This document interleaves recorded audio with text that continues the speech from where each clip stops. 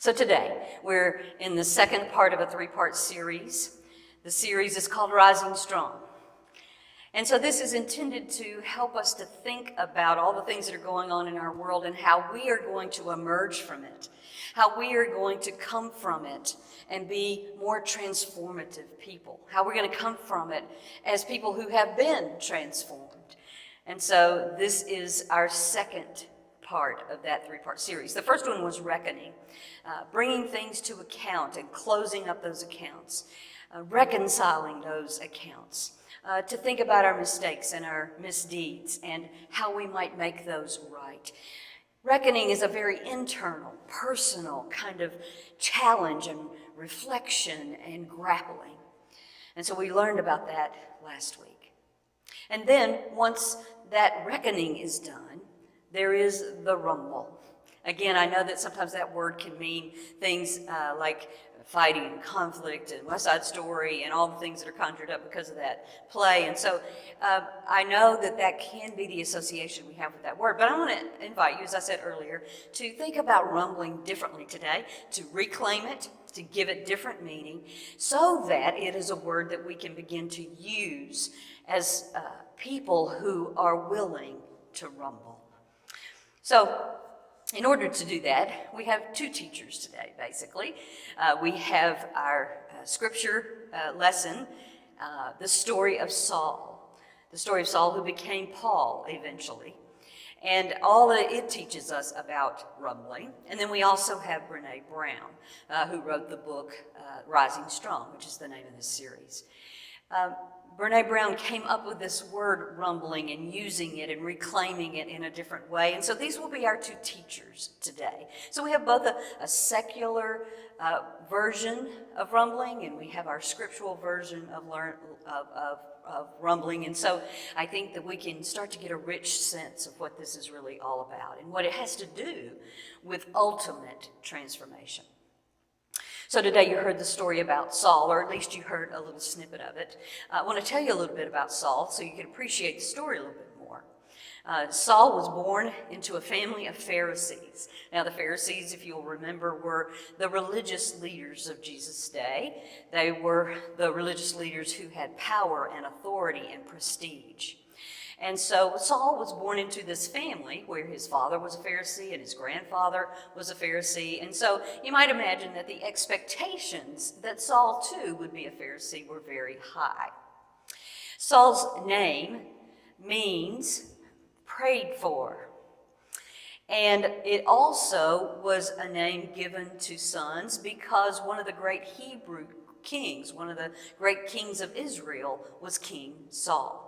And so Saul of Tarsus, if you would, it was prayed for that he would become the king of Israel. So poor Saul was born into a heaping load of expectations about who he would be, who he would become.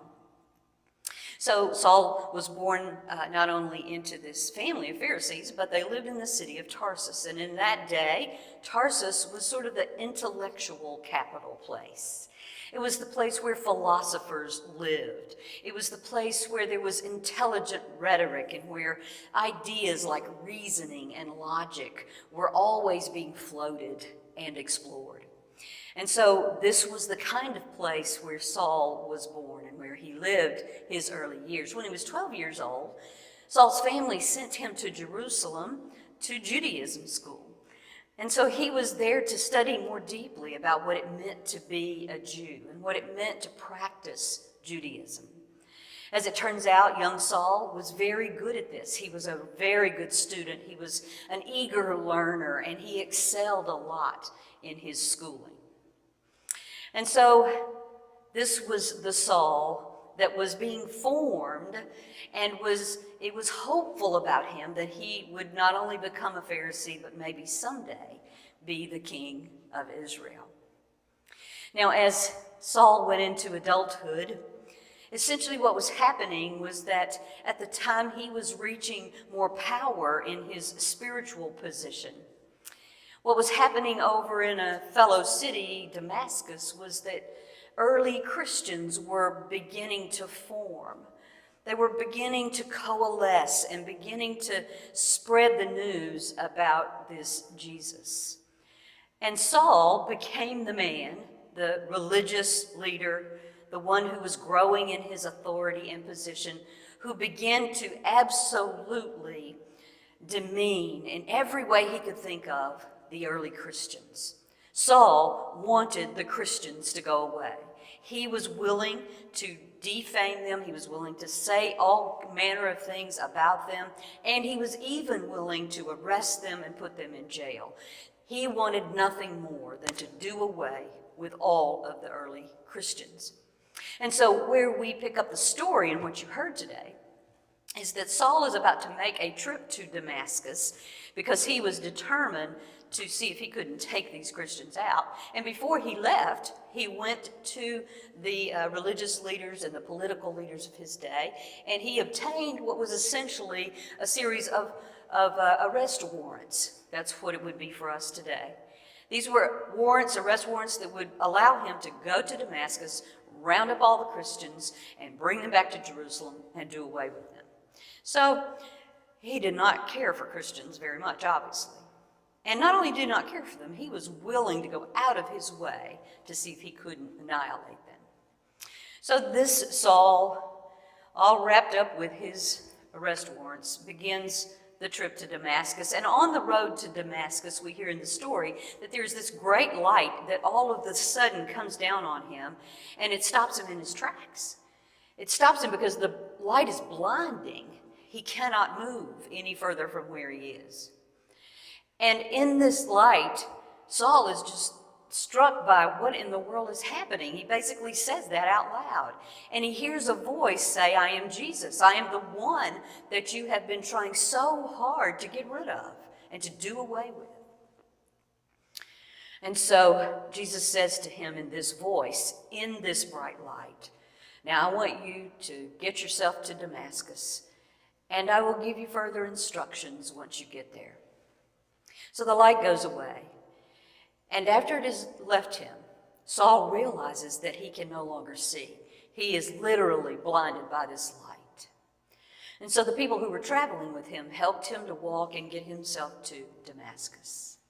The story goes that Saul remained blinded for 3 days. He did not eat, he did not drink, he did not sleep for 3 days.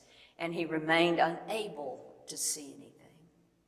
You have to imagine that this might have been for Saul those days of reckoning, those days of having to think about who he had been and the ways that he had talked about these Christians and the ways in which he felt, very violent toward them and was determined to just do away with them and take them out. And so I imagine that as he didn't eat or sleep or drink and he couldn't see, that this caused Saul to have to really reckon with himself. Because after all, the one whose light had blinded him was the very one he had set out to destroy. Somehow in that reckoning, Saul had to figure out, who is this Jesus? Have I been wrong? Are there some accounts I need to settle? Are there missteps and mistakes I've made in this process? And so this was his time of reckoning. And then God has Ananias come over and see Saul and lay his hands on him and pray for him. And after the prayer, the scripture says that the scales fell off Saul's eyes. They fell off his eyes, and he could see. My friends, I want to suggest that it is that moment when the scales fell off his eyes, that Saul began his rumble. Now, whether or not there were actual scales that fell off his eyes, whether that is literal or metaphorical, I'm not sure it matters too much, because the imagery is so important. That after the reckoning, there is an ability to see something new. There is an ability to make perceptions of what is happening around you. But there is still something left to do. You see, Saul did become Paul. He got a new name. he became a very different person. He moved from being this person who was ready to just put Christians away, to destroy them, to destroy their reputation, destroy their lives, to someone who was part of planting most of the early churches, became someone who trained other ministers, who became mentors to churches, who was willing to go to jail for what he believed in. That's the man that Saul became, and his name was Paul. But that didn't happen overnight. After the scales fell off his eyes and he could see something new, there was some rumbling that Saul had to do. He didn't just change like that. All the reckoning in the world will not get us to transformation, nor did it get Saul to transformation. There's this space in between reckoning and transformation, revolution, that is called rumbling. So today, I'd like to invite you into this world of rumbling. And I'd like to start by asking you to recall a time in your life where something stopped you in your tracks. I imagine you can think of quite a few, actually. Some situation that just stopped you in your tracks. Now, listen, this could be something relatively small, like maybe someone just said something to you and it hurt you horribly. Or maybe you lost someone in some traumatic way, and that stopped you in your tracks. We probably shouldn't name these things big or small. The characteristic is less about how big a deal it was, and more about how it stopped you in your tracks. You see, the nature of stopping us in our tracks is that it invites us every single time to learn something new, to be aware of something we had not been aware of before. It invites us every single time to become more expansive people. It invites us every single time to grapple and rumble with the things that are hard, with the people that are hard, with the situations that are hard. Because between the reckoning and the transformation, that hard work is what ultimately transforms us. So think of a time when you were stopped in your tracks. Don't think about it as big or small. It just stopped you in your tracks. And I want you to just remember how you were. When was the moment that the scales came off your eyes and you kind of saw something new? Maybe you had a diagnosis, and when the scales came off your eyes, you realized your life was going to be different. Maybe you lost a loved one, and when the scales came off your eyes, you realized that life was going to be different somehow. Maybe you lost a job, and it stopped you in your tracks, and when the scales fell off your eyes, you realized, wow, my world's going to be really different now, and I have to rumble with that. And so this moment of when the scales come off after the reckoning, we are invited into the hard work, but the actual transformative work that gets us to where we want to be.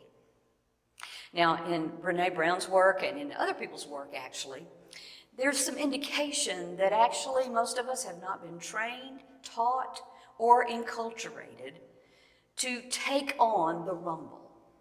So in this case, we're going to say that rumbling is doing the work. Rumbling is having hard conversations. Rumbling is facing what is real and learning about it and allowing it to change us. That's what rumbling really is. And so Brené Brown invites us into this, but all the while saying, look, we haven't been taught how to do this. We didn't get it in school. We didn't get it at work. We didn't get it from our families. We didn't get it in college. We didn't get it at church. And as a result, we often miss this priceless piece of our transformation. And we find all kinds of ways to get out of it. All the while fooling ourselves, thinking that if we get out of this part because it's a little hard, then we'll still be able to transform anyway. So I want to talk about the things that we have learned. You know, it's not blame of any sort, because it's just how we have been taught or not taught.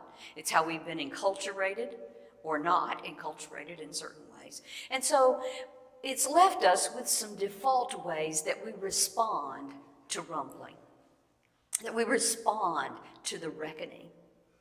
So therefore, I want to go over them with you. I want you to just sort of see if you can tag, oh, that one sounds like me, or maybe there'll be a couple of them that sound familiar.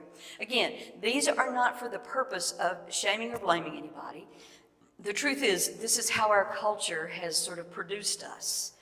And unfortunately, it is a place that causes us to limp and to not be fully engaged in life, in learning, and in our own transformation. So this is just a way of being aware. There's no blame or shame here. So first of all, there are the people that are peacemakers. Their default to rumbling is to be a peacemaker. So rather than doing the work, having a hard conversation, facing something challenging, I'm going to just be a peacemaker. Now, at the outset, that sounds good. I mean, who doesn't want a peacemaker around, or who doesn't really want to be a peacemaker, right? I mean, it sounds lovely. Unfortunately, when we default to peacemaking instead of doing our work, it means that we are skirting around. It means that we are avoiding the work. It means that we are avoiding the hard conversation. It means that it sounds pretty, but it actually isn't very pretty. It means that we stuff it and move on. It means we talk ourselves into believing that if we just go on past it, everything will be fine. And so we end up telling ourselves that being a peacemaker is a sweet, good thing. All the while, things are left undone, unaddressed, and we don't end up doing the real work we need to do in order to be transformed. Then there are the intimidators. You know, these are the people that you probably characterize as being kind of loud, they talk a lot, they overcome conversations, interrupt, don't really listen to other people, they're kind of blustering through. And so the default to this is, I'm going to talk my way, I'm going to volume my way, I'm going to bluster my way through this hard work and just move on to the other side. And I'm not going to even notice that there are people around that I have just blown away with being loud and talking a lot and being blustery. And then there are what we call the fiction writers. Now what this means is that when it's time to do the hard work, these are the times when we take a little bit of the truth and a few of the facts, and then we make up a whole story about this situation or this person. Essentially, we have just a little bit of the truth and a few facts, but the lion's share of the story is made up. And then usually we don't stop there, just like a fiction writer wouldn't. And we begin to repeat our story to ourselves to the point that we really believe it to be entirely true. And then we start to share it with other people who will eventually come to believe that it is true. All the while, that narrative is based on only a little bit of truth and only a few facts. Excuse me. So being a fiction writer can be a very dangerous thing. A lot of people's lives have been disrupted completely because of fiction writers. See, the hard work of rumbling means I wait until I can fill in the blanks of this story and not just make them up. And then there are the experts, the people who seem to know a lot about everything, who seem to have it all figured out, who brag a lot, who talk about themselves a lot, who tell you a lot about their own experiences. And this particular default means that we quit believing that we have anything to learn, and instead spend a lot of time convincing ourselves and others that we know plenty and that it is enough. The truth is, though, when the scales fall off our eyes and we have a chance to see something new, to just think we already know everything does not get us ready for transformation. And so that's why both Saul, he might not call it rumbling, and Brene Brown, who does call it rumbling, invite us into that. Invite us into this space where, friends, we do the work. Friends, we have hard conversations if we need to. Friends, We learn as much as we can about each other and about a situation until we can put together a full story that is actually true and accurate. This is the time when God's people do their work, just like Saul had to do his work. There was some time between his encounter with Jesus on the road to Damascus and the time when he had his name changed to Paul. And all during that time, Saul rumbled. He did his work, because to get from where he had been to where God was calling him to go, he had to rumble. Saul could not get to Paul without the rumble. There would never have been a Paul without the rumble. What we see in Paul's ministry, once that full transformation was complete, was that he never stopped being willing to rumble. Read the letters attributed to Paul in the Bible, the books attributed to him, because what you'll see is that he never backed away from talking to the churches about hard things, about addressing conflicts, about addressing controversial issues. He never backed away. He always was willing to rumble. So he learned an important lesson about how rumbling is transformative. It's transformative for individuals, for people, and it's transformative for the church. So I guess it leaves us in this place where learning to rumble, acknowledging all the while, nobody ever taught us this. But as we learn to rumble, there are basically three concepts we have to get good at. And we can see that Saul did it. And so let's learn a little bit from Brene Brown about some ways to do it. It actually comes down to something fairly simple. Maybe not always easy, but certainly very simple. 3 questions. When I have the scales fall off my eyes and I see something new is happening, I have 3 questions I should ask, because that will help me rumble. The first one is, what more do I need to learn about this situation?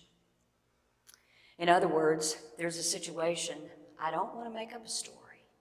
Instead, Brene Brown says, be curious. What more do I need to know about this story? So rather than spending time just making up a story, spend that energy being curious about what is it that I do not know about this story, so that I can get it right. I can start to be more clear about it. Then she says, ask yourself a second question. What more do I need to know about the people involved? Perhaps this is our greatest infraction, where we learn a little bit of something about a person, or we have an experience with a person, and we start to make up a whole story about the sum of who they are and how they are based on one small experience or on a little bit of truth and a few facts. Never saying to myself, what more could I learn about the other person involved, the other people involved? How can I be curious about who they are? How can I find out more about them and talk to them and ask them and listen to their stories? How can I become a person who's curious about that rather than so eager to just make up a story? And then she says the third thing is to ask, what more do I need to learn about myself? Wow, this is hard. Because in the rumble, this means that as I do the hard work, I have to constantly ask myself, what am I learning about me? Or in a conflict I might be involved with, and it gets down to the hard conversation or the hard work, it means I have to go, oh boy, wonder what my part in this was. I mean, we got out of sorts with each other, so what was my part in it? Not just going to find out or build a story about other people's part, but what is my part? I want to challenge us all today to really focus on that last question, that as we face hard conversations, as we have to do our work, that we remember we always have our part in the story, the thing we did, the thing we said, the place that we have a bias, the point of our heart that is not pure and clear. Those are all pieces that we have to say, what is my part before I enter into the conversation about someone else's part? What was my part? These are three very simple questions, but they help us to do the hard work. What more can I learn about the situation? What more can I learn about the people involved? And what more can I learn about myself? I want to tell you, friends, that if we were to really live into the rumble of those three questions, it would transform our church, it would transform our community, it would transform everyone we touch. This is the call that we saw on Saul's life, that he was transformed into a historical figure in the Christian church because he did the work. Now, Brené Brown talks about rumbling is when you're in the arena. You're in the work. You're in life and doing it, even when it's hard. She talks about the arena as a metaphor, and whether that is with bullfighting, where there's a bull and a matador, or whether it is a stadium, a sports stadium, and athletes are on the field, and the coaches are on the field, and the officials are on the field, and they are in the arena. They're doing the work. They're calling the plays. They're learning every time they make a play. They are taking in every moment because they are in the arena. They are doing the work. We also have to understand that if we are not in the work, if we're not in the arena, then we've made some other choices. For one thing, we may have chosen the cheap seats, the easy way, which is the hardest part of that work is the stairs you have to climb because you're so far up in the bleachers that your nose might bleed. That's the hardest part of that work in the cheap seats. Otherwise, you're a very long way from where the real work is happening. You're so far away, you can't even see the work that's happening. You can't even have an impression of what is actually happening. These are cheap seats, and you really can't say I was in the arena. I might have been sitting in the stadium, but I was not in the arena as long as I'm in the cheap seats. And then there are the judgment seats. These are a little closer to where the game or the bullfight is actually happening. This is a little closer. So you can see things more clearly. You can watch what the players are doing. You can watch what the matador is doing and the bull is doing. You can watch what the coaches are doing and the officials are doing. You can see it more closely. But the tendency is to believe that you get to tell the coach they made a bad play. You get to yell at the players because you think they should have caught a ball they didn't, or they should have made a hoop they didn't. You think you can yell at the officials for making a bad call. But that's just the judgment from someone sitting in the stadium a little closer in, but not someone in the arena doing the work. See, as Christians, there's just no way out of it, my friends. We were called to be in the arena doing the work, even when it's hard. So I want to say to you, friends, it ought to be a call in our hearts. It ought to bug us to death until we say yes. That the people of God are people who are in the arena. They are not on the outskirts looking in. They are not in the bleachers yelling at everybody else for what they are or are not doing. Those who have a call in their life from God are in the arena, no matter how hard it gets. So this is a place that transformation calls us to be, in the arena, doing the work, having the rumble. Today, we live in a world where we've had a deadly virus. We're living in a world where racism has hit us in the face, where white privilege is right there for us to look at, where the infractions against our brothers and sisters of African descent are right in front of us, where the histories of their lives are right before us if we just would be willing to get in the arena and do the work. You know what this means is that these kinds of huge, historical, poignant moments in life and in the world don't come along all the time. That means, my friends, that you and I are a part of history right now, where when the scales have fallen off, and they're beginning to, aren't they? We're going to be asked to rumble, that we cannot transform these experiences until we do the rumble. You know, in the coming months and years, as we come out of this pandemic, whenever that is and however it looks, we're going to have to rumble with some very poignant questions about who is the church and who is our church now. We won't be the same again. Now, we may want to default to dreaming about the old days. We may want to default about making up a story. We may want to default by trying to bluster our way through so nobody asks those hard questions. But hopefully, by the time we get to that, we'll be ready to rumble. We'll be ready to do the work, ask the hard questions, seek answers, listen to each other.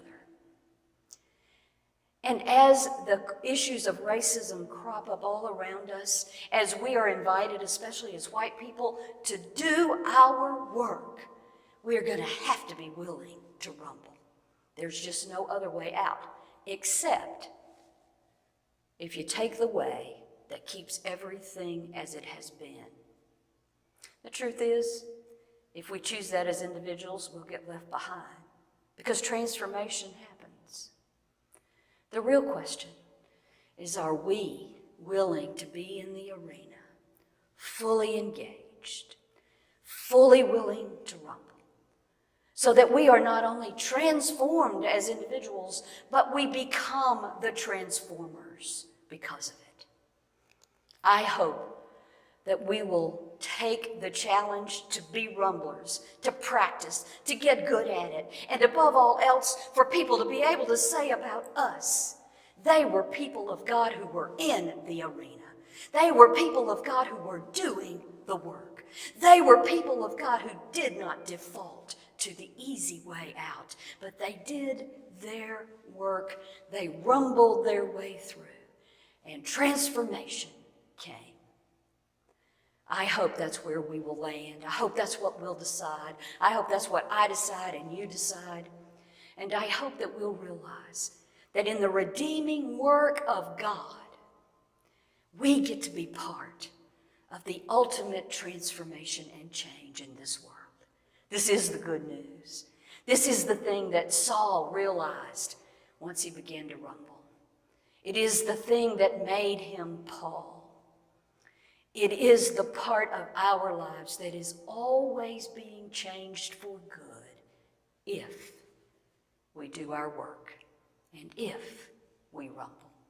It is my prayer that that is where we will find ourselves as this world we live in today, historically and profoundly, moves to be transformed. May it be so. And may, as we give ourselves over to being in the arena, may we always know that our life is in God's hands.